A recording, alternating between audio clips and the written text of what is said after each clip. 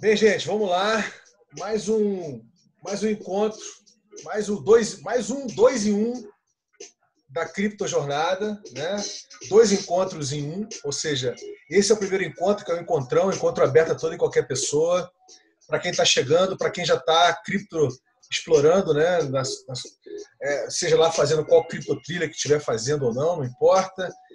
Nesse encontro que a gente conversa de tudo um pouco, inclusive de blockchain e criptomoedas. Né?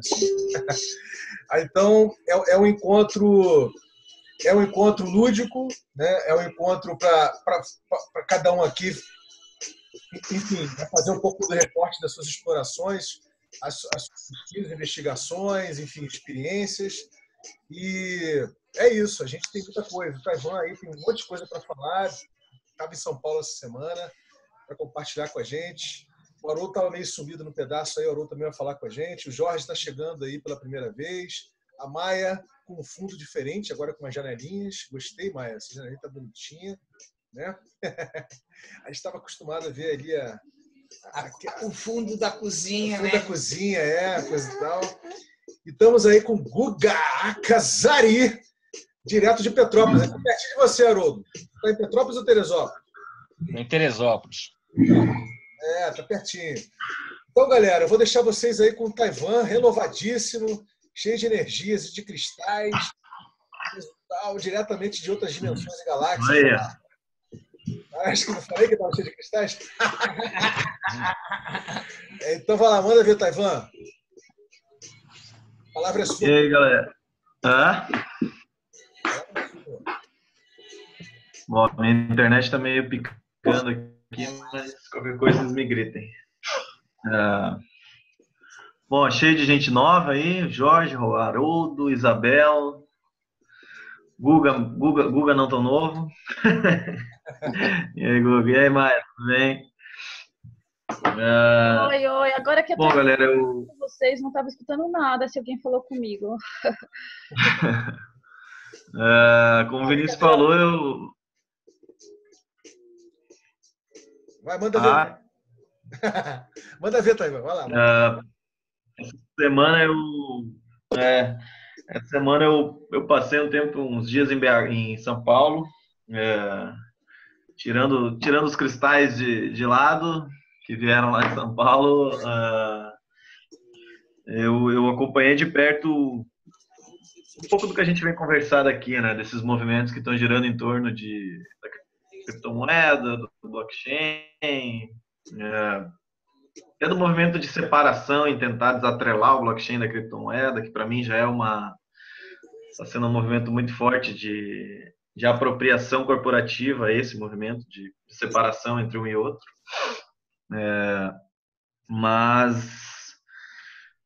Como todo mundo sabe, aqui no Brasil ainda está muito embrionário isso tudo, toda a exploração em cima de blockchain e tudo mais, até inclusive em meio corporativo.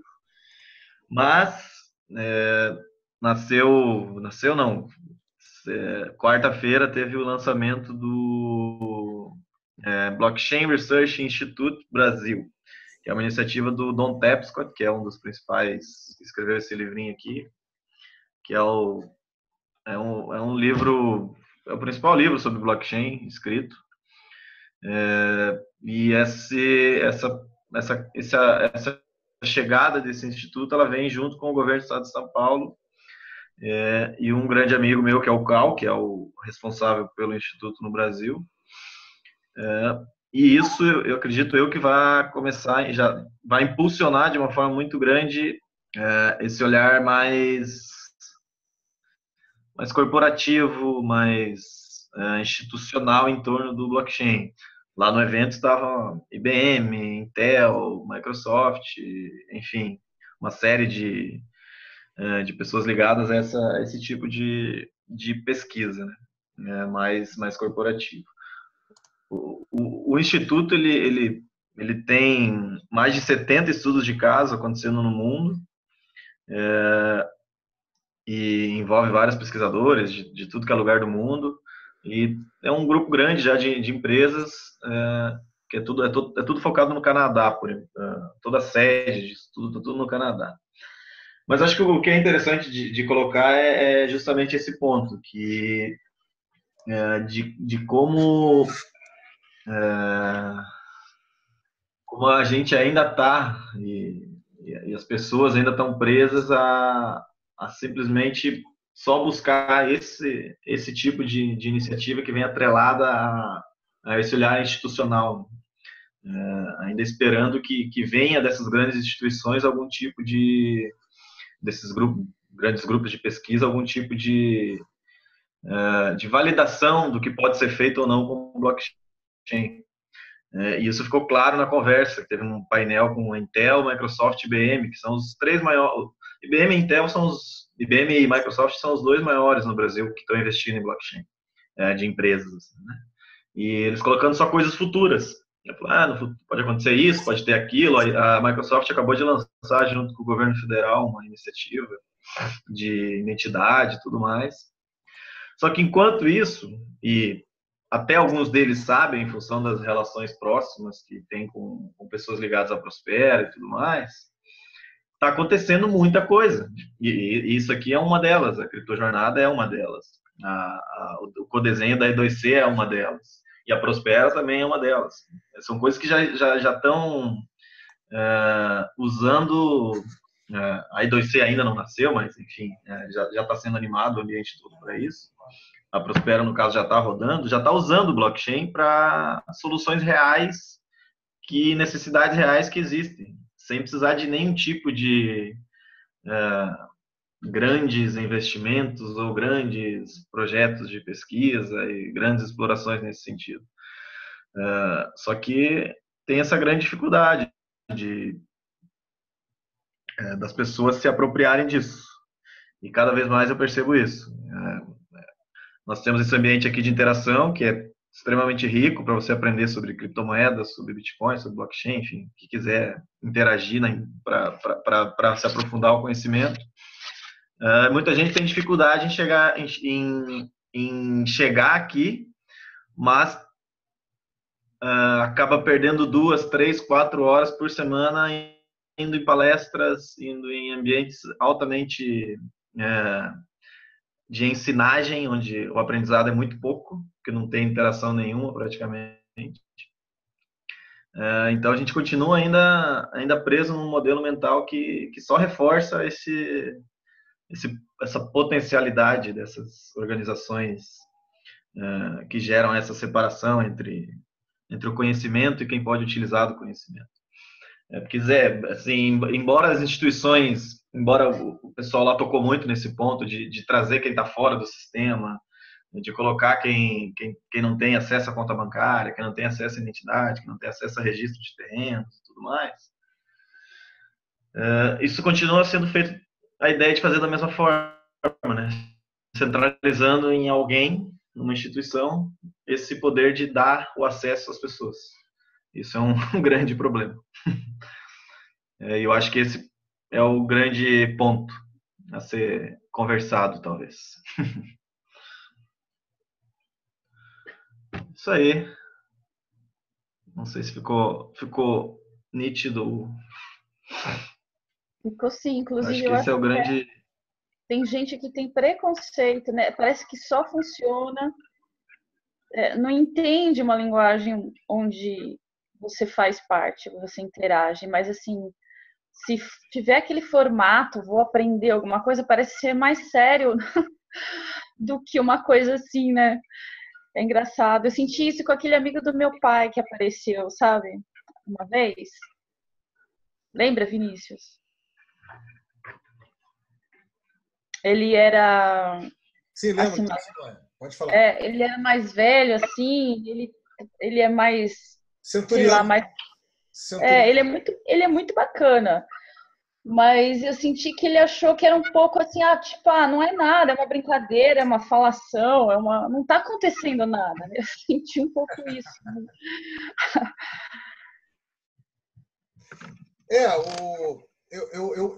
Foi muito interessante o Taiwan ter compartilhado aí esse acontecimento, né, esse evento que teve em São Paulo, porque é assim, né? Fora o condicionamento que todos nós temos, né? de achar que as coisas têm que necessariamente ser conferentes, necessariamente tem que ter um programa, necessariamente tem que ter um intermediador, necessariamente tem que ter, uma palavra da moda, um facilitador, necessariamente tem que ter alguém conduzindo, né? Faz com que as organizações que já têm essa cultura, né? já tem uma cultura, por menor controle e comando que possa ter, ela já tem uma cultura de condução, porque ela tem missão, tem estratégia, ela sabe onde ela quer chegar, quer dizer, pretensamente ela sabe onde ela quer chegar. Então, elas já tratam elas já tratam, dentro de uma estratégia institucional e até de marketing, né?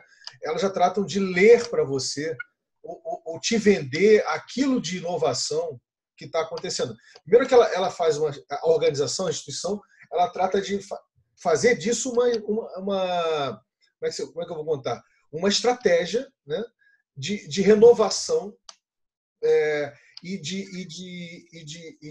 como é que se diz? De renovação da imagem de marca da organização, se for uma questão de marketing, de discursividade, né, de colamento com aquilo que está vindo, digamos, está sendo colocado como algo inovador, né, algo como disruptivo, né, e com isso a gente fica meio dormente, meio dolente, meio acreditando que essa dinâmica é uma dinâmica típica do século XX, né, que ainda é a grande dinâmica, ainda é a grande questão, a grande macro narrativa, né? Então, e aí quando tem um evento como esse, como o Taiwan compartilhou com a gente, né? Que foi ontem, né, Taiwan? Ontem ou foi anteontem? Foi ontem. Isso mesmo. Foi ontem. Que é uma parceria do Instituto Blockchain Revolution do Canadá com um representante aqui, que é o Carl Morin, né?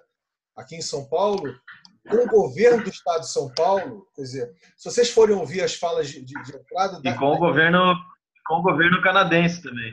O governo canadense dá a ideia de que o protagonismo de trazer o blockchain para o Brasil é desses respectivos governos, desses respectivos estados, e cabe a nós, cidadãos, né, olharmos para isso, né, e dizer, poxa, que bacana, né? É um pessoal que está se atualizando, né? Um pessoal que está, né, preocupado em modernizar, em contemporizar, né, a nossa economia, os nossos processos políticos, reduzir a burocracia, etc, etc, etc, etc, etc. E aí fica parecendo que é uma coisa que não você vai fazer para a sua vida. É uma coisa que eles vão fazer. Quer dizer, as organizações e as instituições, mais uma vez, vão fazer por você. Entendeu? E, no entanto, nós já estamos num século, no final da segunda década, que isso já não é mais assim, né? A gente já tem a possibilidade de, dado a diminuição do grau de separação, dado o potencial interativo, da gente estar co-criando junto várias coisas. E não só co-criando coisas. A gente tem condições de dar vida a infraestruturas e superestruturas sociais, né? Agora, você raramente vai ver essa fala dessa forma em qualquer curso que você faça de blockchain hoje no Brasil ou sobre criptomoedas. Por quê? Porque a abordagem que se coloca, né, qual é? A abordagem de que o blockchain veio para renovar as indústrias, correto? Ou criar novas indústrias. Olha só, o blockchain está aí para renovar as indústrias que existem, reinventar as indústrias que existem, né, e criar novas indústrias, né? Ainda no sentido da macronarrativa, né, do Estado-nação, né, da macronarrativa desse imaginário patriótico chamado Estado-nação, Brasil, Estados Unidos, seja lá o que for, correto? E aí, cara, foi aí que há algum tempo, eu percebi que era muito importante dizer o quanto essas novas internets estão surgindo. Elas já estão surgindo justamente por causa do quê? Justamente por causa das pessoas, da potência interativa e da potência co-criativa de nós, de pessoas comuns, né? O principal fenômeno é esse, né? Só que é muito difícil entender isso, né? porque principalmente nós que estamos contaminados por um mindset, uma mentalidade industrial, né? E detalhe, lidar com a exponencialidade é uma coisa difícil. Essa semana eu tive conversando com o Guga, que está aí com a gente, e com a Adriana, lá de Petrópolis, né, que eles estão startando uma dinâmica de apropriação, né, cultural, posso dizer cultural, né, do ambiente da Prospera, né, que é ligado ao paradigma organizacional, quer dizer, digo, como você empreender em rede sem formar uma startup, uma empresa, e sem essa dinâmica de controle e comando, né? E é o paradigma orgânico da estação experimental, da E2GLAT, né? Sendo que, no caso da Prospera, você tem o token de lá, a criptomoeda, que é o Prosper, né? E no caso da E2GLAT, você tem o E2C, que é a E2GLAT Coin, correto?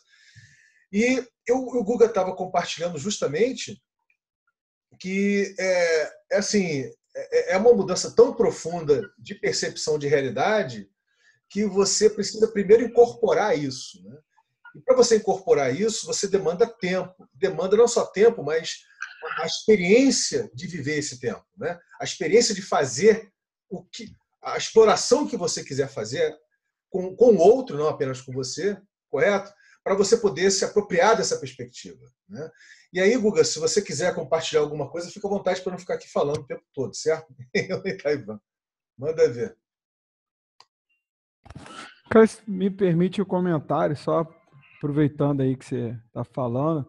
Cara, a gente vive isso aqui muito, e as pessoas não entendem. Acho que você falou, não vou entrar no contexto político, que acho que não é o nosso ideal, esse negócio, mas as pessoas foram conduzidas durante muitos anos e durante muitas gerações nesse sentido, né, cara? Então o cara acha estranho isso, né?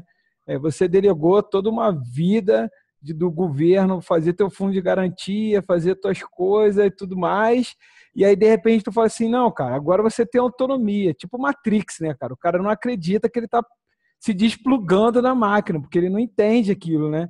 Você fala isso para um avô, para um negócio, e não, meu filho, isso aí não dá. Tu fala para um avô, a gente tem aqui no laboratório, tem a molecada aqui da graduação que faz IC e tal, que acompanha as pesquisas aqui com a gente, cara. Eles dão um feedback muito engraçado, que eles chegam para os pais deles e falam isso, né? E os pais surtam, né, cara? Porque, não, como assim? Não, você tem que entrar numa empresa e fazer carreira, e eles explicam, pai, não é mais assim, né? Eu vou ficar no máximo 3 anos em empresa. Então, na minha vida, no mínimo, eu vou passar por 10 empresas, porque senão não vou ser um bom profissional. E o cara não entende isso, que o cara, né, o cara entende que tem que ter uma mesa num lugar que o cara chega na hora, sai na hora, cumpre o horário dele e fica ali. Aí tu fala assim, não, você não tem uma mesa, você trabalha num ambiente de coworking, onde você vai interagir com as pessoas e que você pode estar trabalhando aqui em qualquer lugar do mundo e você não vai passar mais de 3 anos e o que vai valer não é o teu diploma, e sim as competências que você desenvolve e que você vai ter que garantir isso para as pessoas, né?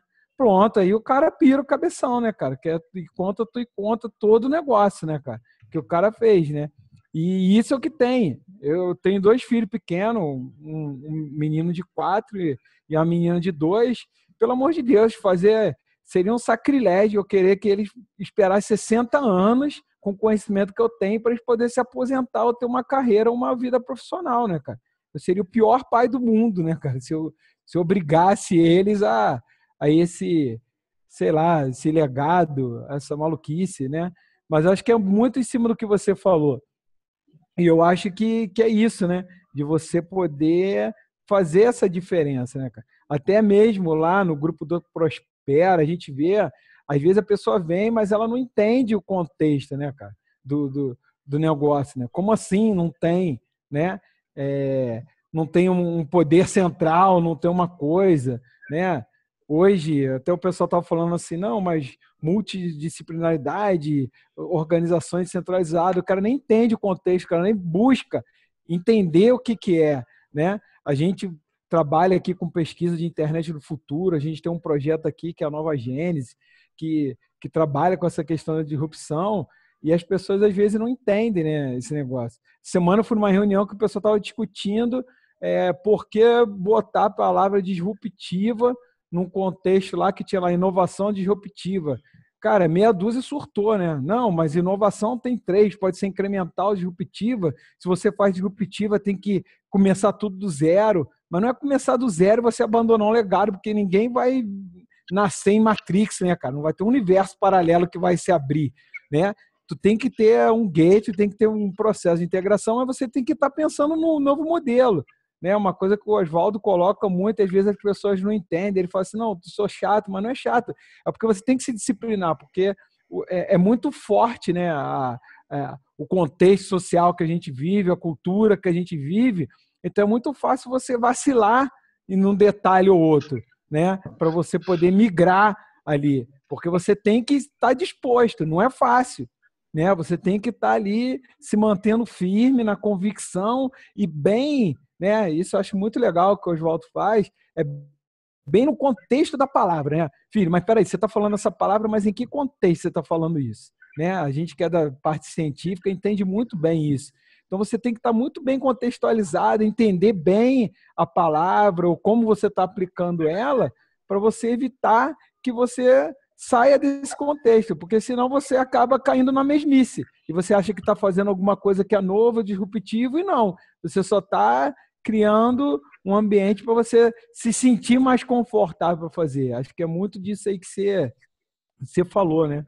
Só queria colocar isso aí, senão também a gente fica falando aqui a noite toda, porque você poder estar compartilhando e falar, e acho que é muito isso aí, né, que você está falando, de você... teve até uma discussão hoje lá no grupo disso, não, mas eu não discuto. Peraí, filho, não estou falando de discutir, de debater como você está falando, não. Estou falando de discutir, de fazer. Aí uma hora eu falei assim, cara, não adianta que ele não vai entender. Então, pô, beleza, cara, desculpa. Eu vou te pegar no pé, porque fui eu que falei de debate. Debate é diferente de interação. Não, beleza. Não, mas teve alguém que estava falando lá que não era você e que o cara quase me crucificou, entendeu? Eu falei assim, não, tudo bem, eu entendo que e o contexto não era aquele, entendeu? Era disso, da gente colocar as ideias e entender e de fazer, não é debater, não, eu quero que você aceite minha opinião, né? E até porque eu acredito muito, e eu sempre coloquei isso, que a beleza do Prospera e de todos esses movimentos que a gente está fazendo, cara, é tu respeitar a opinião do outro, o momento que o outro está passando, né? Construir junto e você entender que, cara, não é bem assim, fazer o cara refletir dentro desse contexto de você estar contribuindo. Mas isso não é uma coisa comum na nossa sociedade, negócio, e as pessoas não entendem isso, né? Como assim você fazer e respeitar e construir o negócio, né? Isso está muito atrelado. Isso está muito atrelado à questão da. Não é a questão interna da rede, digamos assim, da estrutura. Não. É muito ligado à topologia. Então, a forma como as organizações se estruturam hoje, a forma como o modelo tradicional se constrói, a forma de interação gera ao debate, porque precisa ter algum tipo de escolha escasseando, ou seja, se separa as pessoas em função do que elas pensam, do que elas acreditam. Agora, quando você começa a interagir em ambientes como a E2Let, como a Prospera, onde não tem escolha, onde não tem nenhum tipo de necessidade de ter um caminho único a ser seguido, por isso que a ideia de debate, ela se desfaz, porque qualquer escolha é válida. Então, você não tem a necessidade de validar a sua opinião, digamos assim. Você pode seguir a sua exploração e, obviamente, conversar e interagir para evoluir nesse processo, mas é um modo de regulação completamente diferente. É um modo de regulação altamente democrático. Ele é totalmente interativo. Então, é mais acoplamento estrutural do que debate. No sentido aproveitando você evolui junto na... Querendo pontuar umas coisinhas aqui quando puder. Vai, fica à vontade, Haroldo. Vai lá, manda ver. Em primeiro lugar, eu acho que a Maia não estava ativa ali. Todo mundo observou suas janelinhas aí atrás. E ficaram muito felizes com as janelinhas. Disseram que é muito charmosa a sua nova alocação. Depois, em relação à questão do Jorge aí, eu não sei. Eu acredito que a gente esteja na mesma linha. Nós estamos sendo chamados, no meu ver, a sermos seres humanos integrais. Ou seja, aquele passado do dependente está sendo jogado para trás. E assim, enquanto estão sendo levados diversos direitos nossos e outras coisas, sobre as quais, às vezes, eu acho que o nosso controle é muito relativo, nunca foi dado tantas ferramentas para a nossa independência e para a nossa união como pessoas, né? Então, assim, realmente, eu acredito que os estados estão devidamente loteados, nem loteados, eles são controlados realmente pelos grupos empresariais e o sistema financeiro, essa coisa toda, por enquanto, né?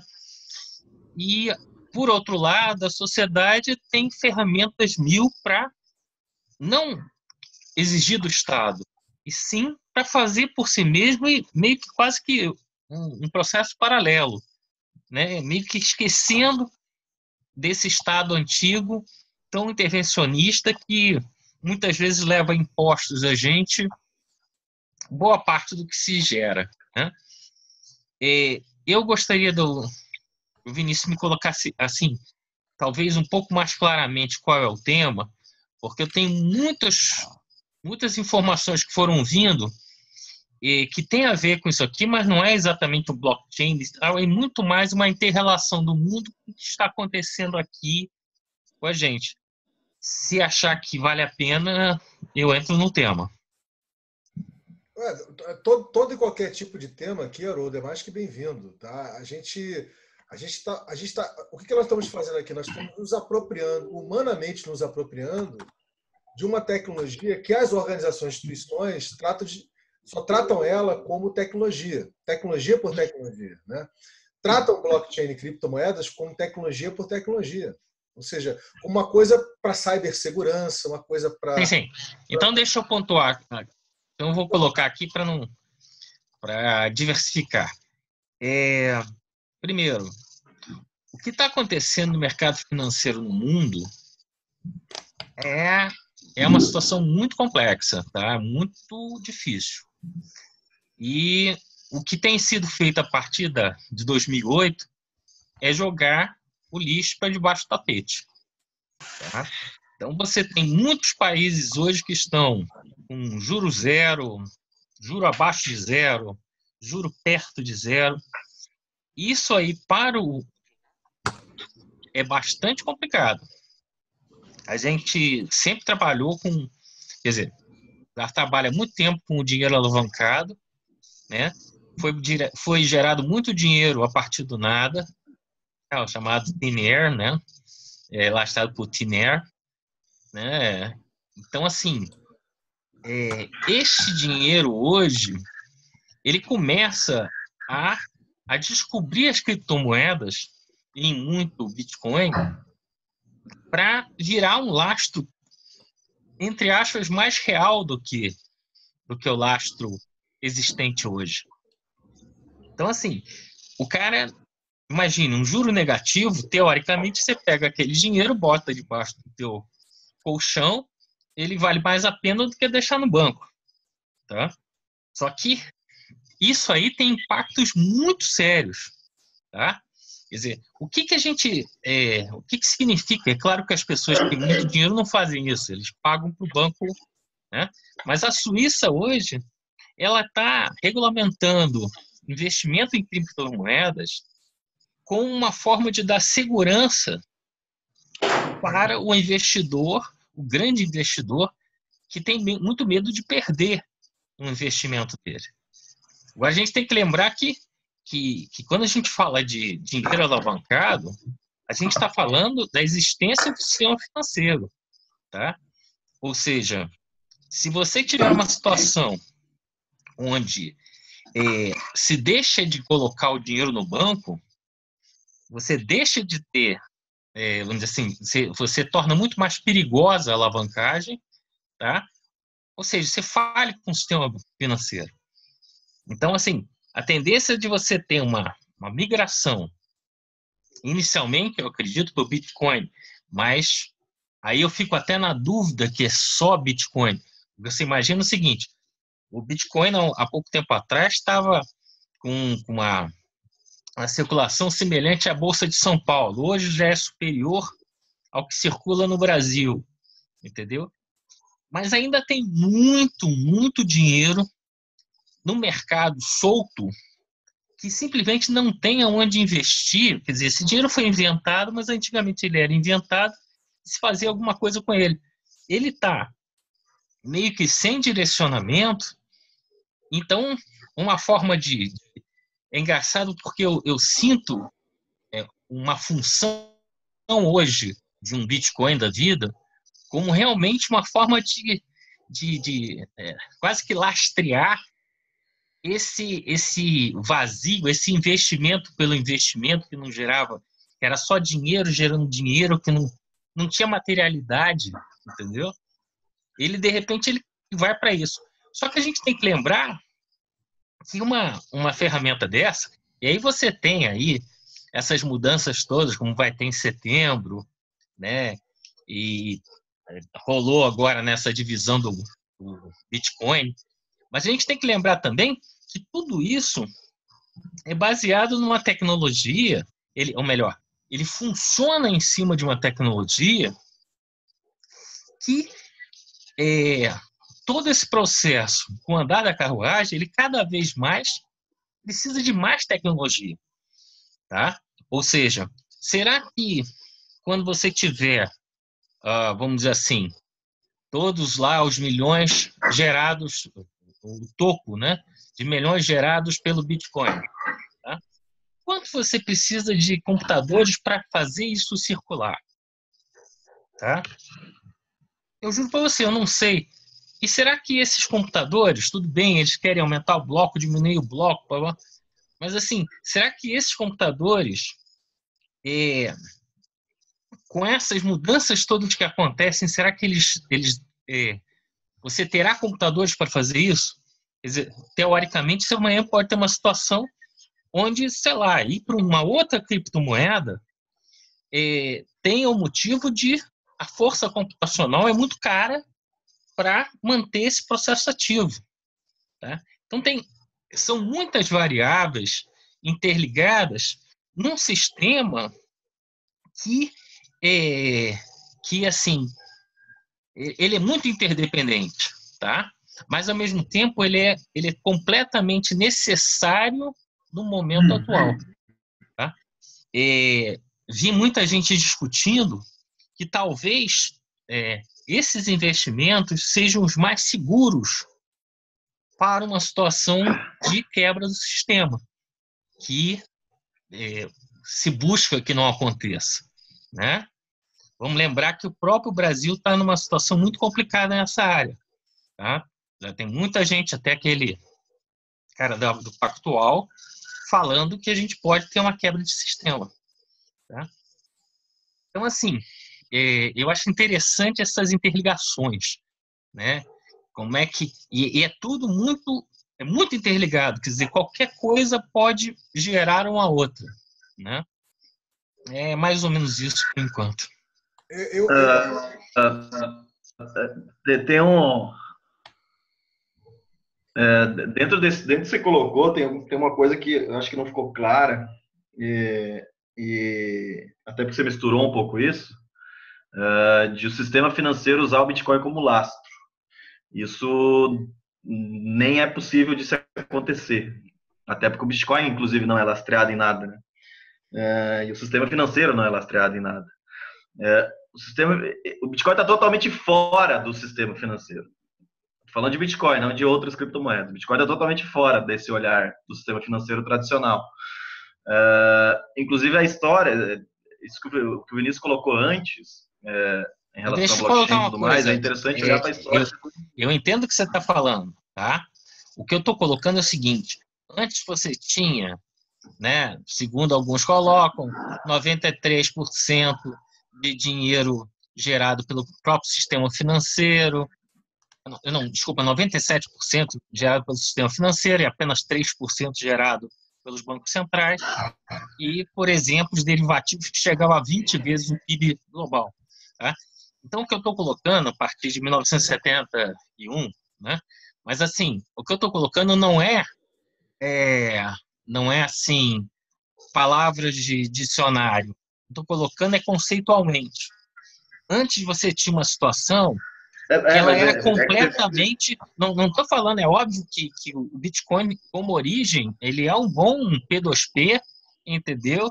Maravilhoso no sentido da libertação, como o próprio processo de processo, quer dizer, o negócio do processamento dele, da distribuição e até o tamanho do bloco, permitindo, vamos dizer assim, aquilo lá de inicialmente começar realmente no computador das pessoas, não havia nada, entre aspas, mais democrático.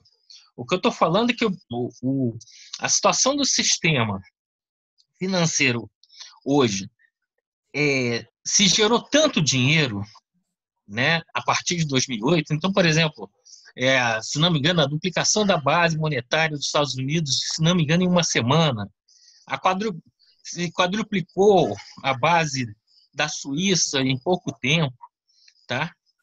Aquilo ficou assim um vazio de um dinheiro inventado que, se não fosse, sei lá, lastreado por guerra ou por poder, não seria lastreado por nada, tá? Então eu sinto que hoje o sistema financeiro está buscando esse contato. Eu digo inicialmente com o Bitcoin, que é até uma outra coisa que eu discutiria depois com o pessoal, tá? E que, assim, o Bitcoin, com as características atuais, ele não é dinheiro como vamos dizer assim, para compra de mercadorias. Eu acho que talvez Eu pago aluguel. Hã? Eu pago aluguel, para mim é dinheiro. Não, o que eu quero te dizer, amigo, não é que... É complicado. Não, eu sei, cara. Você sabe qual é a diferença? É que você está falando na linguagem matemática e eu estou falando na linguagem filosófica. Tá? Tem uma diferença muito grande entre as duas. Você não pode me dizer... Você não me deixou então, avançar você quer dizer, no meu raciocínio. Você não paga... Posso você não avançar no paga. raciocínio? Deixa eu te falar uma coisa. Você paga o mínimo número de bitcoins, tá? No mês retrasado, passado e hoje. A mesma coisa com real, com dólar, com qualquer moeda. Não, eu quero saber o seguinte, você paga o mesmo número de bitcoins no seu aluguel ano passado e esse ano? Se você faz isso, você está simplesmente pagando, sei lá, não sei quantas vezes mais aluguel. Eu acredito que você não pensa... Talvez você queira me dizer que você pega, sei lá, R$3.000, converte em Bitcoin e paga a pessoa. Para mim é diferente de você pegar 3 Bitcoins, entendeu? Há um ano, pagar a mesma pessoa. Não sei se é isso que você faz.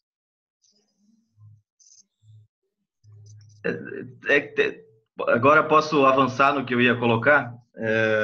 A grande questão é que toda a ideia financeira mudou por completo. Quanto vale um Próspero? Um Próspero é dinheiro ou não é dinheiro? Um Próspero é um token ou não é um token? O que é isso? O que é aquilo? Isso acabou. A mesma coisa aconteceu com a internet, quando a internet chegou.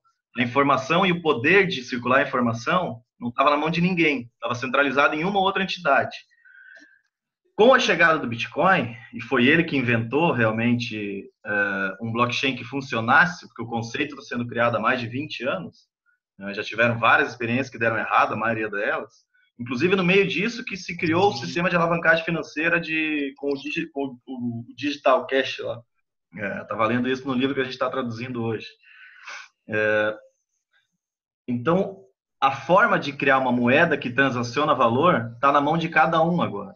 Não tem mais a história de uma macroeconomia controlando o sistema. Por isso que não faz mais tanto sentido se olhar para a macroeconomia como ela dona do controle monetário do sistema inteiro. A gente pode olhar para comunidades locais que têm um sistema próprio que se autossustenta sem precisar nem ter vínculo ou nem base de regulação em cima da moeda estatal. É uma coisa muito nova. Eu não sei para onde vai, ninguém sabe. Se alguém fala que sabe, está mentindo. Só que é tudo muito novo. Mas o olhar de macroeconomia ou de microeconomia, o olhar econômico em si, do que existia, não faz mais sentido, sendo que agora todo mundo pode emitir sua própria moeda e todo mundo pode criar o seu sistema de transação de valor. Eu posso criar o meu, do Taiwan. Eu posso ter um sistema de transação de valor meu. E se eu conseguir criar uma rede que dê sustentação para isso, ela vai ter valor. Para você, talvez não, mas para as pessoas que eu circulo, sim.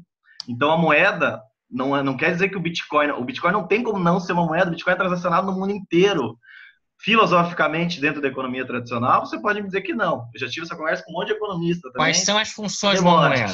Mas eu pago pão na padaria, eu pago o meu aluguel, eu pago... Então, não quer dizer de lastreio, de não lastreio, enfim, toda essa ideia econômica, não é minha área, mas não me interessa. E realmente não vai interessar para as pessoas que podem enviar dinheiro do Brasil para a família dela na África, onde isso antes ela não podia fazer, porque era 20% de valor de transação, e a família dela na África vai poder comprar comida, talvez, com Bitcoin. Na Venezuela já acontece. Lá também, eu sei que acontece. Então, essa ideia de entender o que é o que não é, para mim, pelo menos, não faz sentido, inclusive. Eu acho que moeda é uma coisa muito anterior à nossa teoria econômica. A nossa moeda nasceu muito antes disso. A teoria econômica inventou um conceito baseado no sistema centralizador. Então, isso mudou por completo. Isso acabou em 2008. Por isso que o sistema financeiro está maluco. E ele vai continuar e vai piorar. Porque a gente não precisa mais dele. A gente não precisa mais dele. Eu vejo. Olha, sinceramente, eu entendo o que você está falando, tá? Agora, vamos dizer assim, em primeiro lugar, que boa parte das pessoas que você encontra na rua não tem ideia do que a gente está falando.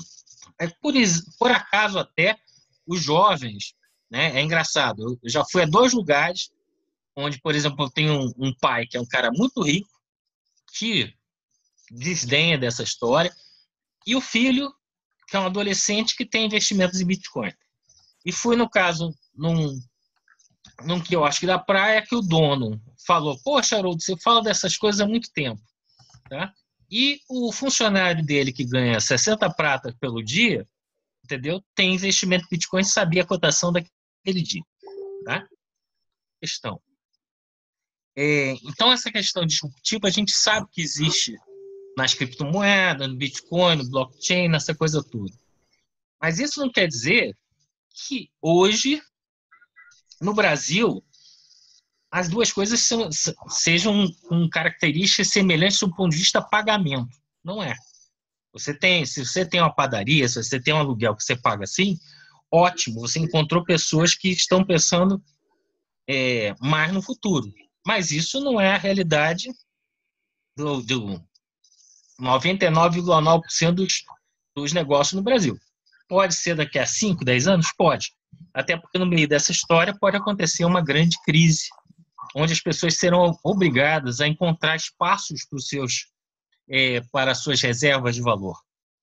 E aí muitos acreditam que as criptomoedas podem ser um caminho de reserva de valor para essas pessoas que de outra forma estariam perdendo patrimônio, né? Porque você sabe muito bem que o banco, você pode ter uma quebra do sistema, que o banco chega para você e diz: esse dinheiro que você tem aqui, você se danou. E alguns vão dizer até tantos mil o governo pode garantir. Isso se garantir, que a gente vê que garantias estão todo dia sumindo, né? Mas eu estou colocando esse ponto de contato aonde o mercado financeiro está de olho. Você vê situações aí engraçadas, como de repente um empírico chegar para o Fernando, entendeu? Contratar a consultoria do Fernando, entendeu? Porque ela que chegou, que escreveu a carta que ia acabar o Brasil, essa coisa toda, hoje está tendo que ter uma pessoa de Bitcoin. Você pega aquele outro portal financeiro lá, que agora já tem um Bitcoin na capa. Quer dizer, está havendo isso, e isso vai mexer com todo esse processo. Tá? Se você for ver o que o Banco Central, né, toda essa história já andou falando, né, sobre regulação em países inteiros no mundo inteiro estão buscando diversos tipos de regulação, normalmente através da ponta e não da troca direta, né? Mas a gente não pode chegar que a gente entende uma realidade nova, dizer que a realidade antiga acabou, não acabou. Tá? E eu não tive a sua resposta. Eu acredito que você não está pagando o mesmo número de bitcoins, entendeu? Quando a gente faz um contrato em Mas dólar, é claro que você diz que eu não. vou pagar... Não, amigo, deixa eu te falar uma coisa. Se você faz um contrato em dólar, você diz, eu vou pagar $1.000 por mês. Tá? O Bitcoin, não acredito que você faça isso. Então, ele não é nesse aspecto, porque eu sei que tem outros diversos, milhões, e tenho filosofado muito sobre esse assunto em relação a entender melhor como é que isso pode... aonde é diferente, para que é diferente. Mas, assim, como essa transferência, ele está funcionando na conversão, ele não está... Ou até mesmo pode ser que a pessoa que aluga para você, mas não é igual a você ter um valor fixo naquela moeda. Pode ser que, se você tem, sei lá, o Ether ou alguma coisa assim, que tenha um valor mais constante que funcione melhor nesse processo de guarda e troca. Tá? Haroldo, me permita fazer um comentário aqui. É o seguinte, em termos absolutos, o que você acabou de falar, eu concordo em grau, número e gêneros. Em termos relativos, eu vou concordar com o Taiwan. Porque, obviamente, em termos absolutos, as moedas fiduciárias ainda são aquelas que rodam. A cesta de moedas fiduciárias são aquelas que estão, digamos assim, garantem, digamos assim, né? Garantem no sentido que não são elas que garantem, são as pessoas que confiam nelas. Mas, enfim, elas, culturalmente falando, elas é que suportam a sociedade como ela está, como ela é. Correto? A sociedade estruturada como ela está, como ela é, tendo bancos centrais, tendo Estados-nações, tendo bancos, um sistema financeiro e bancário, como ela existe, são as moedas fiduciárias, sim, que garantem a perpetuação e a continuidade do que aí está. Então, em termos absolutos, eu concordo totalmente com o que você colocou. Agora, em termos relativos, das mudanças que a gente já está fazendo do presente para o futuro, tudo que o Taiwan acabou de colocar, não tem como discordar, até porque eu vivo isso. Assim como eu também vivo. E, em termos relativos, pode dizer que nós aqui somos 0,05, 0,06, 0,08, 0,010% ou menos de 1% da população brasileira. Correto? Mas o que eu estou colocando, Vinícius, o que eu estou colocando neste aspecto que você está dizendo aí é o seguinte: o Bitcoin tem uma variação que você usá-lo num contrato, ou pagar tantos Bitcoins por mês, ou seja lá o que for, tá? O Bitcoin, tá? Não estou falando de criptomoedas, por exemplo, a Estônia está agora na linha de lançar uma moeda dela e ela virou um local para startups. Ela tem um conceito de Estado do cacete, que você pode ser cidadão sem ser da Estônia, entendeu? Você, de repente, tem uma estabilidade nesse valor, entendeu? Que permite que seja uma criptomoeda que seja revolucionária, mas que não tem uma variação que desloca ela muito mais como uma espécie de investimento de risco, entendeu? E eu não estou falando de todas as criptomoedas, muitas até que têm formas de funcionar semelhantes a ela. Eu estou falando que com um tipo de... E não é só a valorização, com a variação que ele tem, é complicado de você ter isso como uma referência, né, de valor, e não como um depósito de valor. Como depósito de valor, eu acredito que isso aí vai crescer pra caralho, tá? Mas não sei se vai ficar só na mão dele. A própria Suíça mesmo está abrindo para diversas criptomoedas, tá? Mas o mercado financeiro, pelo esvaziamento das moedas que está acontecendo hoje, tá? Eu acho que tem que pular. Na minha concepção, tendem a pular para moedas, criptomoedas ou... Gato, estou falando aqui. Não, é verdade. Isso que você acabou de falar está acontecendo né, no plano dos governos, no plano dos mercados financeiros. Isso está acontecendo. Você pode falar, eu assino embaixo, está acontecendo mesmo. E isso faz parte dessa gigante mudança que a gente está sofrendo. O que eu estou querendo dizer é que nessa gigantesca onda, que não é uma só, são muitas ondas, né, uma atrás da outra, e todas emboladas, né, existe um protagonismo que é o nosso protagonismo, é o protagonismo das pessoas. Nesse protagonismo das pessoas, a gente agora aqui, por exemplo, com a Criptojornada, a gente está conseguindo gerar novos imaginários microeconômicos, atrelado a novos imaginários sociais, a repensar conceitos que estão inculcados, né, embebidos na gente, de territorialidade, de proteção, de individualidade, para pensar isso. Se você for ver, foi exatamente ali que eu comecei com o Jorge falando isso. Quer dizer, eu acho que a gente está sendo chamado, e as ferramentas estão aí, para independência cada vez mais da sociedade em relação a um Estado que foi sendo dominado por outras forças. Entendeu? Realmente não tem a dúvida disso. Quer dizer, e como ele falou, a gente, como é que é o nome dele mesmo? Agora deu um branco. Do People's Money. Como é que é o nome dele mesmo? Eu sei quem é o cara. Tá? Ele diz o seguinte: vamos ter cada vez mais as moedas localizadas. Realmente as moedas próprias, a moeda daquela sociedade, entre as daquela família, realmente como eu esqueci teu nome, que você está com o Prospera aí, eu esqueci. Mas assim, realmente, qualquer grupo que você tenha troca de valores, não precisa passar por real, dólar, porcaria nenhuma. Se eu faço um serviço, cedo meu tempo, você me cede o carro. Isso é uma troca de valores que é muito facilitado através de uma moeda complementar. Você colocou aí diversas... Taiwan. Então, você colocou aqui diversas questões que nas famosas moedas complementares lá de trás já rolava isso. Quer dizer, quando você pega lá um Banco Palmas, entendeu? Quando você pega a moeda do fora do eixo, aquilo ali é exatamente voltar vamos dizer assim, a encapsular as nossas forças de trabalho. Por quê? Porque hoje eu tenho dúvidas se talvez, 70% do dinheiro que a gente usa vai em impostos, em taxa do cartão de crédito. Ou seja, o que você acaba transferindo para o outro é uma merreca mediante ao seu esforço de trabalho.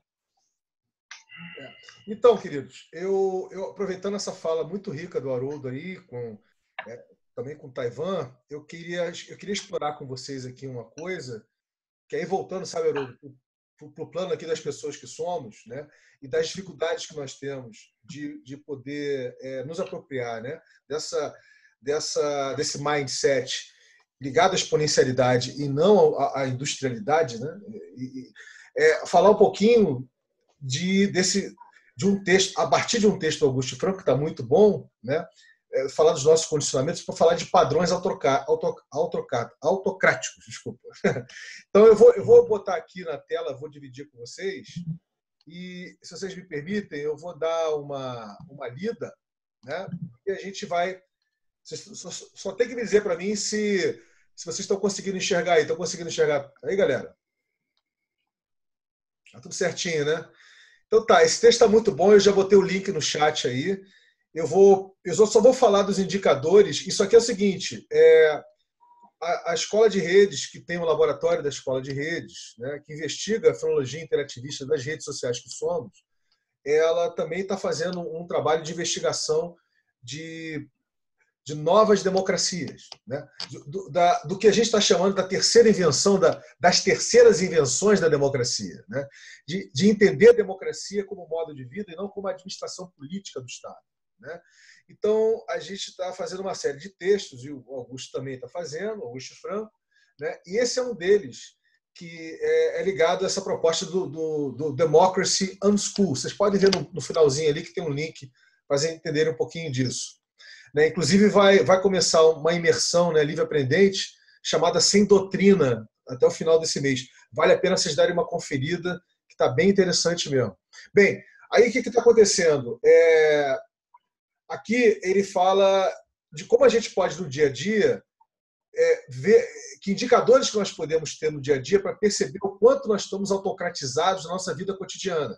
Então, a primeira coisa que ele coloca é o seguinte: a limpeza e a pureza é um indicador, ou seja, a aversão à sujeira e à contaminação pelo contato com o que é impuro, né? Esse é um indicador.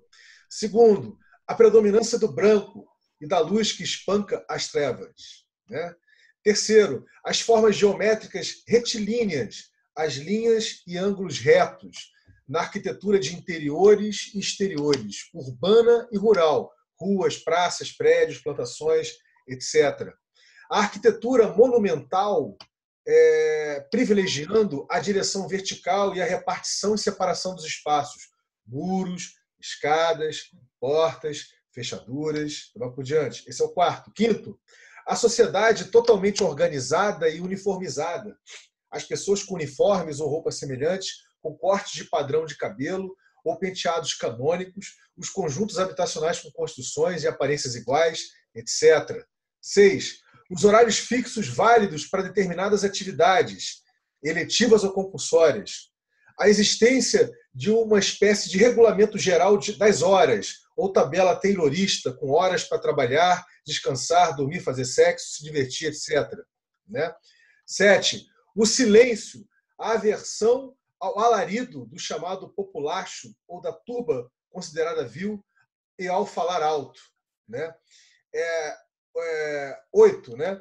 A ordem e aversão ao que é julgado como bagunça ou baderna. 9. O culto à bandeira, ao hino, aos símbolos pátrios e à pátria e a exaltação do patriotismo.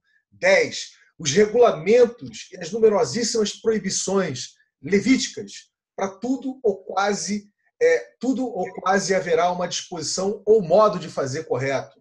Né? 11. A espada, a coroa, o cetro, o bastão como símbolos de poder deslizados para a política.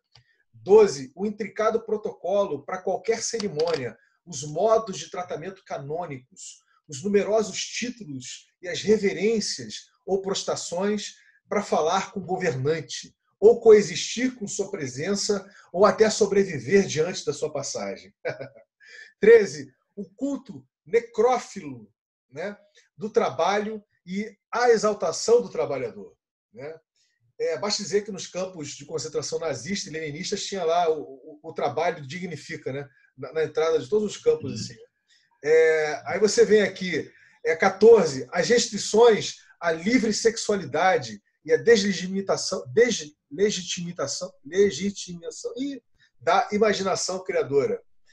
15, a existência e onipresença de uma polícia política.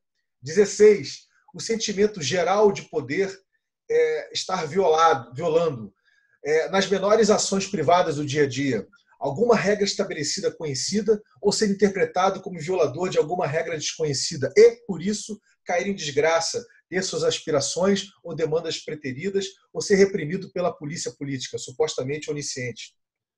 17. A constante vigilância de todos sobre todos, e a existência de mecanismos de delação espalhados que podem ser usados por qualquer um. 18. A naturalização da ordem social que impede a percepção, deslegitima alternativas e promove a configuração social existente como necessária, de sorte a fazer com que as pessoas imaginem que as coisas são assim e não que estão assim. Olha isso aqui, hein, galera. 19. A despessoalização. Os seres humanos, as pessoas sempre únicas, são transformadas em indivíduos, não raro, designados por números e não por pronomes próprios, ou seus nomes são antecedidos por pronomes ou tratamentos niveladores, camarada, companheiro, irmão, ou sucedidos pelas designações dos cargos funcionais ou hierárquicos que ocupam. Né? Aí ele continua aqui, né? Mas eu queria ler essas 19, né, índices aqui, indicadores, né, sobre o grau de autocratização na vida cotidiana, para vocês verem o porquê que é tão difícil a gente fazer o que a gente está fazendo. né? Ilustra bem o quanto é difícil você conseguir desconstruir.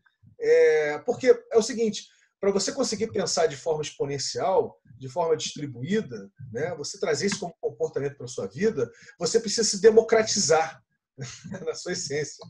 E, no entanto, nós estamos com um grau de autocratização em tudo que nos cerca nas nossas relações elevadíssimo, né? Então, eu botei isso aí como provocação, e não só provocação, como isso aqui como um estudo, né? Como uma pesquisa que a gente vem fazendo, e a gente colocou isso como indicadores, para vocês poderem fazerem algum comentário em cima. Fique à vontade. Nossa, muito bom esse texto, eu não conhecia. E o que me pegou bastante é porque isso me lembrou muito o que o Jorge estava falando, né? Eu acho que é exatamente isso que ele estava falando. Quando a gente faz a mudança, quando a gente vive a mudança, a gente corta, né? A gente corta com os padrões comuns, assim, que se costuma fazer, né? E isso gera assim um desconforto em todo mundo, né? Então eu assim pegou bastante o que ele estava falando, porque assim eu vivi algumas coisas assim com a minha filha, né? Que eu não sabia o que fazer com ela no começo, se eu ia colocá-la na escola, se eu não ia colocar ela na escola. Aí depois eu não achava uma escola e aquilo não me incomodou. Eu simplesmente falei assim, eu vou deixando ela aqui, né? A gente vai vivendo. E o que eu escutei de gente pessoas que estavam ligadas com desconstruções ou com maneiras de viver que pareciam diferentes, na hora do vamos ver, se comportando como se fosse um igual, perpetuando aquilo que todo mundo faz, né? Então todo mundo começava a me questionar assim, mas como você vai deixar ela? Ela não vai entender, não vai aprender, não vai ler, não, né? E no entanto a minha filha Lua, ela aprendeu a ler sozinha praticamente em casa, assim, chegou na escola já sabia ler.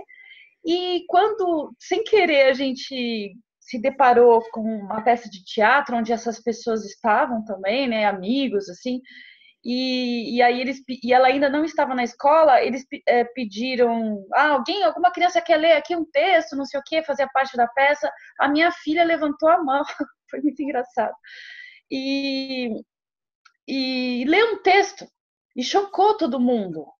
Mas todo mundo veio falar comigo como assim? Eu já estava dizendo que tudo estava certo, que estava acontecendo tudo certo, que ela estava indo bem, estava tudo bem com ela. Mas as pessoas não conseguiam acreditar que ela estava conseguindo dar conta, que estava tudo rolando bem, que ela estava lendo, ela não estava com nenhum problema, né? E quando ela leu aquele texto, todo mundo veio me questionar, assim, mas como que ela sabe ler? Como se ela não foi validada pela escola, né? Só dentro da escola ela poderia ter aprendido a ler. Foi muito engraçado isso, assim, né? Mas mesmo depois que ela foi para uma escola diferente, que era uma escola conhecida como diferente, Amorim Lima, mesmo dentro da escola, as pessoas que buscam a diferença, na hora que os padrões se quebram dentro dessa escola, né? Tipo, não tem ordem. Existe um salão lá onde não existe separação de crianças, né? Existe só o Fundamental 1 é todo mundo junto. Fundamental 2 é todo mundo junto. Então, imagine um monte de crianças juntas. É uma bagunça, né? Ninguém consegue colocar ordem num monte de crianças juntas. Porém, tem algo acontecendo ali, né? Minha filha ficou 8 anos nessa escola, aprendeu, quer dizer, cresceu, né? Teve um aprendizado, assim, super inteligente. Porém, quem olha de fora, os pais que colocaram os filhos lá, eles não conseguem se conformar que aquela bagunça tá lá. Então, fica o tempo todo, coloca um filho numa escola diferente, mas fica o tempo todo querendo repetir colocar a ordem que ele aprendeu como certa. Então ficava lá questionando a diretora, o professor, mas é muita bagunça, eles não estão estudando, porque o conteúdo não fica de fora, porque sabe, e é isso, assim impressionante. Por isso esse texto tem a ver também, né? Porque a gente não percebe o quanto está dentro, o quanto a gente tem disso. e quanto tem dificuldade com romper, né? Esse pensamento de perpetuar o que está acontecendo, né? E desculpa, só rapidinho para falar, eu não sei se Taiwan se isso é possível, mas eu acho que essa discussão do Haroldo tem tudo a ver com o livro, né? A introdução, capítulo 1, acho que foi um pouco do que ele falou. Não tem como. Eu poderia passar o link para ele, só dar uma xeretada assim. Não, o livro, como você bem sabe, é um processo totalmente aberto, colaborativo, justamente para desconstruir esses padrões. Eu acho que o meu comentário em cima disso que o Vinícius colocou é justamente a grande questão está na vida cotidiana. Esse é o grande ponto da desconstrução de modelos autocráticos e da criação de democracia. A democracia não está numa nova forma de modelo estatal, numa nova, enfim, não está numa coisa grande. Ela está na nossa vida cotidiana, no dia a dia. Como a gente criar novos ambientes onde a forma de regulação ela não é de competição, ela é de colaboração, onde a forma de criação de valor ela não é de separação entre ou de qualquer modelo tradicional de hierarquia. São várias coisas. Isso poderia ser feito também uma lista para pontuar esses padrões que estão e a desconstrução disso tudo que perpassa pela conversa que a gente estava tendo antes também. Porque tem padrões também inerentes a essas grandes instituições financeiras que estão aqui, né, esse padrão autocrático, são fonte disso, e que, graças às ferramentas, como o Haroldo colocou, e tudo que está disponível hoje, a gente consegue desconstruir isso na vida cotidiana, de uma forma muito P2P mesmo, sem precisar ter aliás, sobre essas grandes... Desculpa, eu vou te cortar, mas eu acho que é exatamente assim que se desconstrói, né? É somente assim que se desconstrói, né? P2P. Mas tem uma coisa muito potente nos ambientes. É o que eu estava conversando com o Vinícius esses dias. A pessoa pode sim, o Vinícius já faz isso há mais de 20 anos, se colocar de uma forma assim, aberta, em rede, desconstruindo isso tudo. Mas a exponencialidade disso está nascendo através de campos de experimentações, como a E2 como esse ambiente que a gente está aqui, como a Prospera. E isso, em função do mundo estar super achatado e diminuindo de tamanho, o grau de separação diminuiu muito, abismalmente, nos últimos 10 anos, isso cria isso cria a exponencialidade. Então, numa relação simples, numa conversa que a gente tem aqui, isso reverbera muito longe e se espalha muito rápido.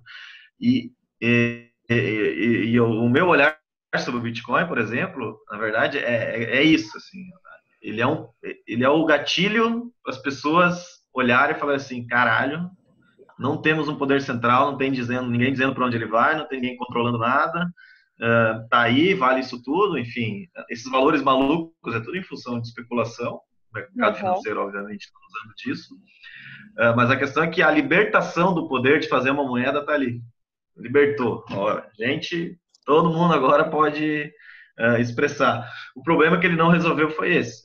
Então, a forma de criar, ela está distribuída, está na mão de qualquer um. Mas no Bitcoin, na minha percepção, ele não resolveu o problema da distribuição dessa criação. Ela está centralizada nos mineradores, de um jeito meio, enfim. Mas não podemos exigir tanto do Satoshi também solucionar o problema de todo mundo. Só que tem um aprendizado muito rico mesmo, assim, e que desconstrói. Se tivesse talvez essa lista de modelos autocráticos do sistema financeiro, com certeza o Bitcoin é uma desconstrução de vários deles, embora ainda tenha alguns enraizados. Tá.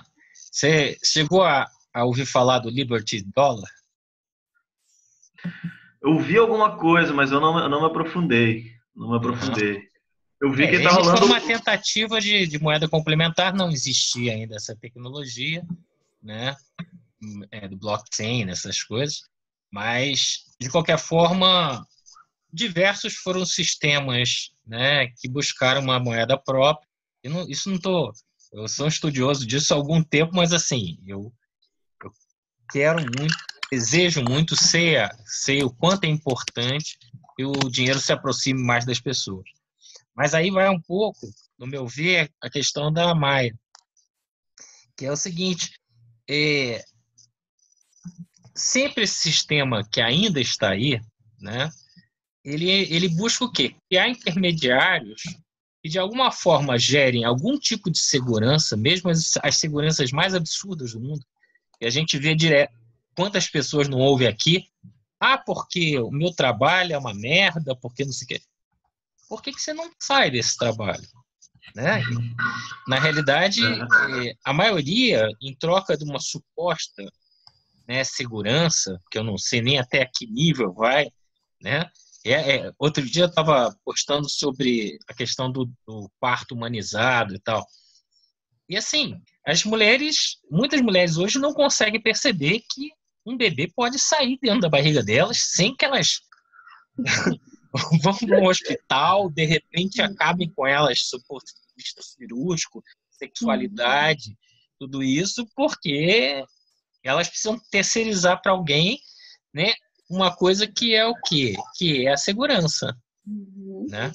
Então, eu acho que boa parte, se a gente tem hoje não mais 8 como ano passado, ou 64 como ano retrasado, pessoas que detêm riqueza equivalente à metade mais pobre da população mundial, isso significa o quê?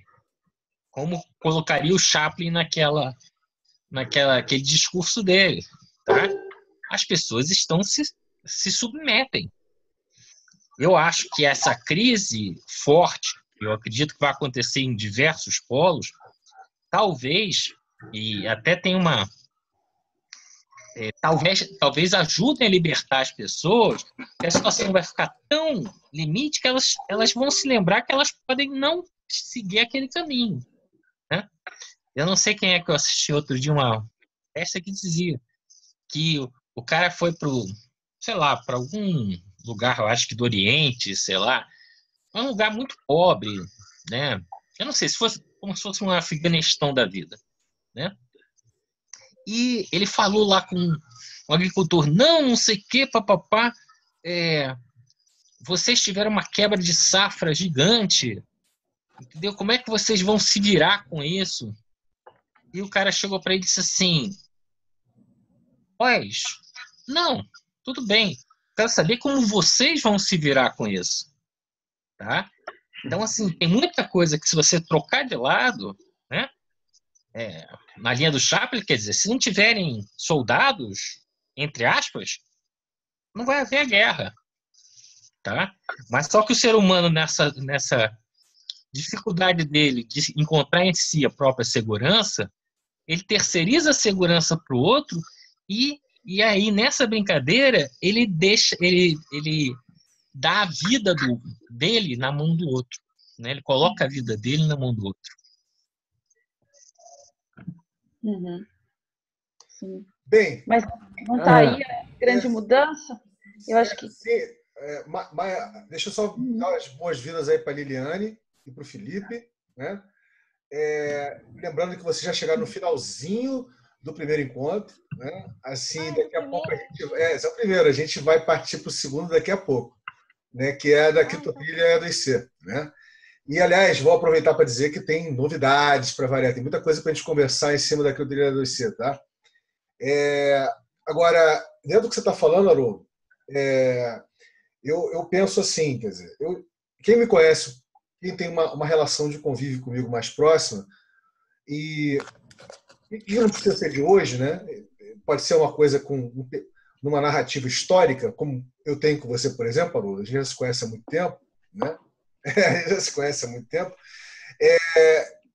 faz com que a gente consiga quebrar, né, um pouco essa, digamos assim, isso é um padrão autocrático, eu vou acabar de falar. A gente estava falando, Liliane e Felipe, de padrões autocráticos presentes cotidianamente em nossas vidas. Tá? Eu li ali uns 19 indicadores de um texto que está aí no chat, que vocês podem dar vocês podem abrir para ver. Tá? O texto é muito bom, é um texto do Augusto Franco, que está ligado ao Democracy and School, está ligado à escola de redes, enfim. E eu fiz questão, frisei o que a gente considerou 19 índices, né? Os 19 índices, não, indicadores, né, de padrões autocráticos no cotidiano da vida de todos nós aqui. Está muito bom aquilo ali. E a gente está conversando em cima disso, né? E por quê? Porque nós estamos falando da dificuldade que nós temos de conseguir perceber a profundidade, né, e a essencialidade, a visceralidade das mudanças que nós estamos vivendo, na medida que a gente prefere embarcar na narrativa de alguém que transmite segurança nessa dinâmica de mudança, que você se abrir para um mato fechado, para um horizonte desconhecido, de peito aberto, né, com facão na mão, para saber o que você vai ter pela frente, né? Então, que é exatamente aí que as instituições e as organizações, lê-se governo, universidades, daí por diante, elas aproveitam que sabem que esse aspecto, né, que faz parte dessa cultura industrialista, né, e autocrática é tão presente em nós nos sentimos tão impotentes, correto? Por não conseguirmos metabolizar, entender, né, a complexidade de tudo que nós estamos passando, né, que a gente prefere embarcar na narrativa de quem detém, de quem demonstra ter segurança, ou de quem tem uma postura muito imperativa, né, muito imperativa no sentido de passar muita firmeza, né? Existe uma proliferação grande de assinantes de canais de YouTube, de pessoas, né? E eu não estou falando daqueles de YouTubers que estão basicamente, digamos assim, né, ligados, por exemplo, a blockchain e criptomoedas ultimamente, porque uma parte deles, de fato, o cara tem o conhecimento de fato, mas uma parte deles, a gente até chegou a ver um vídeo, vocês lembram? A gente chegou até a ver um vídeo de um desses YouTubers, né, falando sobre criptomoedas e blockchain, o Haroldo não estava aí, mas aí, no final, você percebe que o cara fala com tanta firmeza tudo que ele diz respeito a Bitcoin, criptomoedas e blockchain, que você, completamente desinformado ou completamente apático na relação, né, ou descolado dela, ou atemorizado por ela, fala, não, o que esse cara está falando é correto, então o que ele falou eu tenho que fazer, né? Você tende a embarcar, entendeu? Então, assim, fiquem atentos, porque assim como existe uma disputa hoje, né, pelo seu imaginário no presente da manhã, né, no sentido de você pensar que tudo agora diz respeito à singularidade tecnológica, ou que tudo agora diz respeito à economia colaborativa, ou que tudo agora diz respeito à blockchain, tá bom? É bom você entender que nós somos, socialmente falando, humanamente falando, muito mais complexos e extremamente mais potentes para a gente poder criar com o outro micro-realidades, correto? E isso é de uma dificuldade enorme de entender isso. Nós estamos conversando sobre isso, entendeu, Liliane e Felipe? É uma dificuldade grande. Ô, Vinícius, só uma coisinha rápida. Tá? Eu vou ter que sair, eu vou voltar daqui a uns 20 minutos, meia hora, tá? Mas só ratificando aqui em relação ao Taiwan. Taiwan, desculpa. Taiwan, não. Mas, assim, o Liberty Dollar, como os bancos daquele Second Life, essa coisa toda, ou até mesmo unidades autossustentáveis nos Estados Unidos, ou até mesmo se você gerar a sua energiazinha na Espanha, tá? Não é fácil, tá? Muitos desses projetos são simplesmente destruídos pela polícia, essa coisa. Então, assim, você tem que ter o seu pensamento solto de um lado, dizendo é possível. Eu acredito que as pessoas estão fazendo muito mais do que terem estratégia para fazer. Eu acho que é importante estudar o modelo para ver por onde eu vou entrar. Eu acredito que, vamos dizer assim, quebrar a vidraça do banco é muito menos eficiente do que quebrar o banco, entendeu? Então, assim, e mais sob o ponto de vista conjunto social, né? Mas é importante que você tenha na cabeça isso. Não é só ter a mente livre. Você tem que saber que você vai enfrentar muitas dificuldades e que o outro lado da história, talvez só o seu filho veja, mas tende a ser melhor do que a atualidade. Bem, um abração para vocês, depois eu assisto essa parte e volto mais tarde. Tá bom, Haroldo. Valeu, cara. Vamos no segundo encontro. Valeu. Abração. Abraço. Valeu. Gente, Liliane, a gente agora indo para os 10 minutinhos finais. É legal você dar uma atualizada aí do Woman in Blockchain, né, que você está colocando em prática aí, que a gente sabe, né? Vai se falar um pouquinho de como está essa dinâmica. E, Felipe, falar um pouquinho, para quem não sabe, né, eu acho que o Jorge Roberto, de repente, não está a par, o Haroldo, que está aí, mas não está, daqui a pouco vai sair, vai voltar, enfim, sobre o Busão Hostel, né? Seria legal falar um pouquinho disso. Fique à vontade aí, galera. Vamos lá. Bom, então, deixa eu me apresentar. Algumas pessoas acho que já me conhecem, né?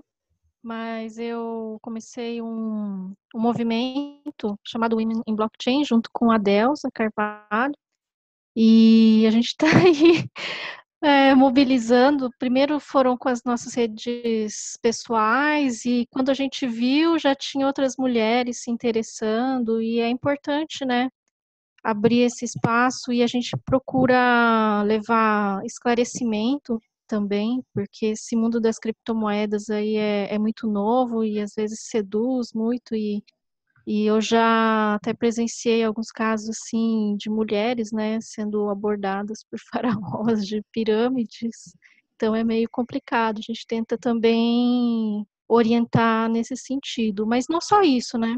Eu acho que é inspirar mulheres a encontrar o seu lugar nesse mundo de criptomoedas, seja como uma profissional de tecnologia, né, uma designer, uma desenvolvedora, ou seja uma empreendedora, ou investidora. Em todos esses espaços da sociedade, a mulher é muito pouco representada ainda, né?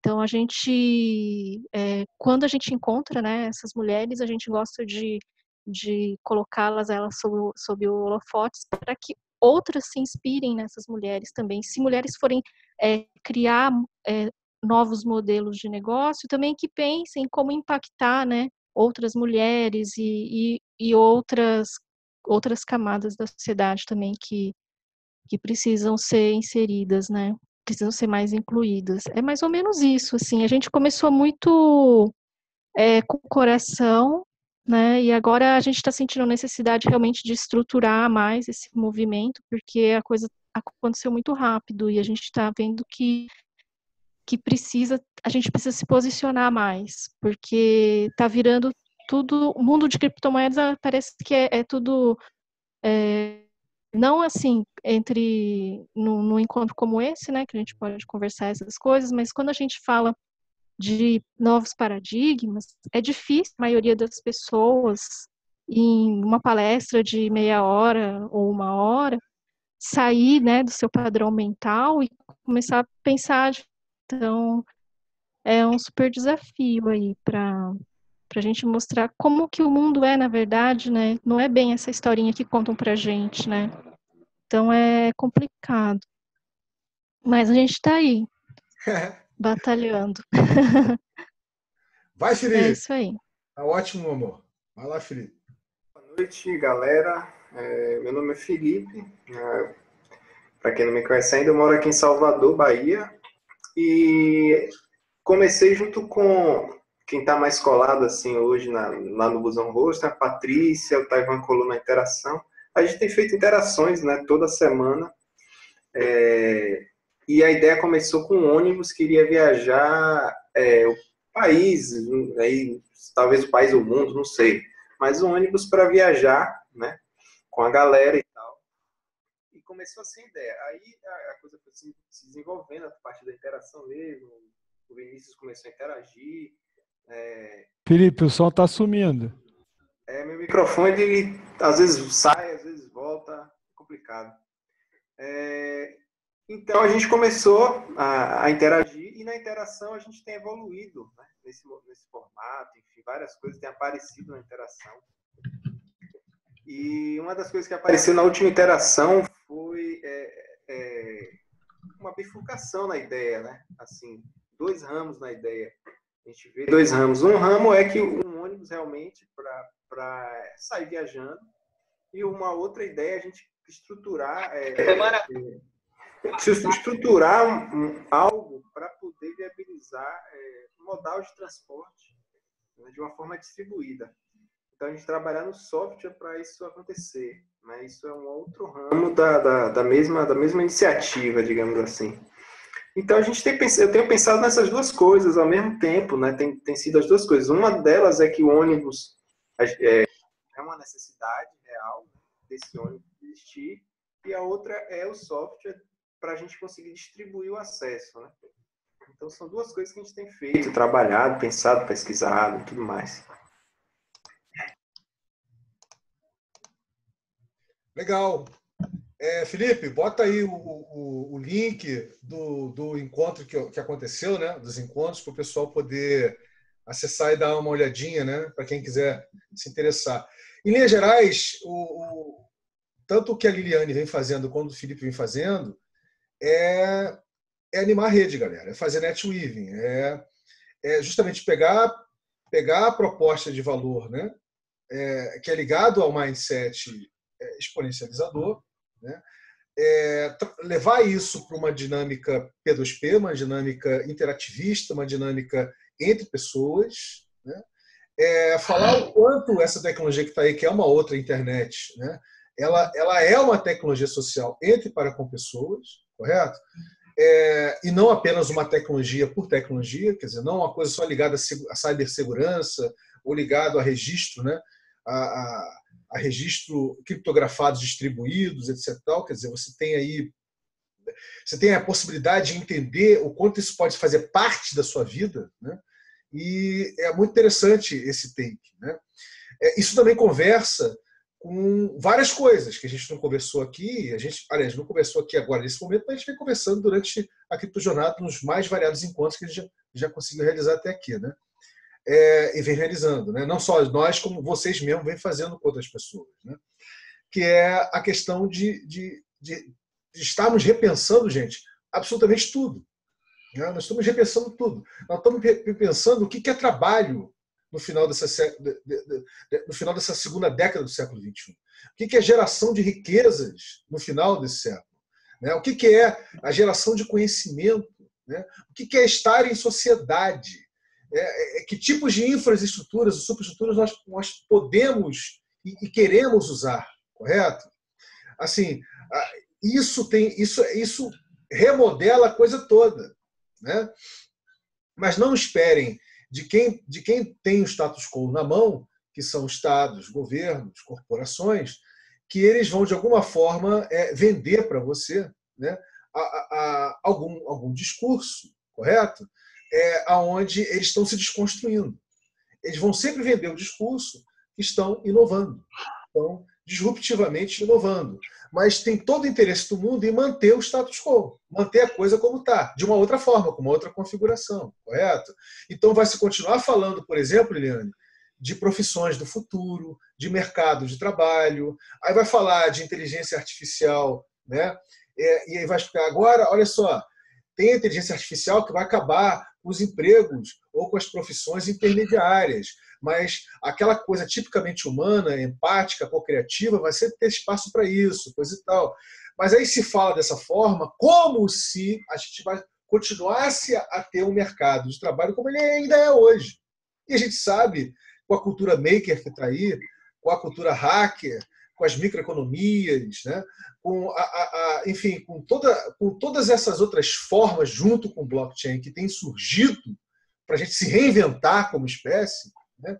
Que muito possivelmente, e com a velocidade que as coisas estão, né? Como o Taiwan bem colocou, devido à diminuição do gás, muito possivelmente que os meus filhos, que têm 11 anos, eles não vão saber o que é mercado de trabalho daqui a 10 anos.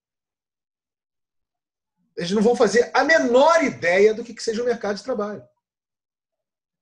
No entanto, o que você mais vê por parte de institutos, fundações, organizações, corporações, coaches, mentores, é falar do futuro do mercado de trabalho, as novas profissões. Falar de profissões já é um risco, né? Já é um risco enorme. Por quê? Porque a gente não sabe nem que outras profissões são essas que vão surgir na medida que a gente está se reinventando como espécie. Correto? Isso significa dizer que não vão existir outras profissões. Isso significa dizer que o Google, essas grandes corporações tecnológicas, né, tecnologia de informação e comunicação, que elas não vão continuar fazendo o que elas estão fazendo, né? Projetando aquilo que elas entendem como digamos assim, como sociedade, correto? Levando o conceito de cidade inteligente, smart city, né? A cidade do futuro, gente, é assim, tá? Toda baseada em big data, toda baseada em inteligência artificial, e você paga isso tudo através dos seus impostos, tá ok, gente? O futuro é esse. Assim é o futuro. Aí fica parecendo que você tem que concordar que esse é o futuro. Assim, não, gente, esse não é o futuro. Peraí, eu quero ser um cidadão inteligente, eu quero ser um smart citizen, eu quero um código aberto, eu quero criar com os outros mundos sociais, eu quero distribuir, eu quero humanizar, né? Então, se vocês não ficarem atentos a isso, essas narrativas, elas são, ao mesmo tempo que elas são, às vezes, parecem, tipo assim, elas têm aderência, elas são fáceis e têm aderência, né? E elas, como têm aderência, elas conseguem memeticamente, em termos de como se fosse um vírus, né, contaminar o seu entendimento de realidade de mundo. E você acaba virando uma espécie de zumbi, né? Você acaba reproduzindo aquilo. Agora não, agora tudo agora é blockchain, meu camarada. Esquece isso. Não tem nada. Né? Tudo é blockchain agora, não tem outra. Esquece. Mais ou menos. É mais ou menos como o agente Smith na Matrix, né? Só que sempre está procurando alguma narrativa que colhe. E pelo que eu tenho sentido cada vez mais, não por acaso, o blockchain tem sido uma delas muito forte.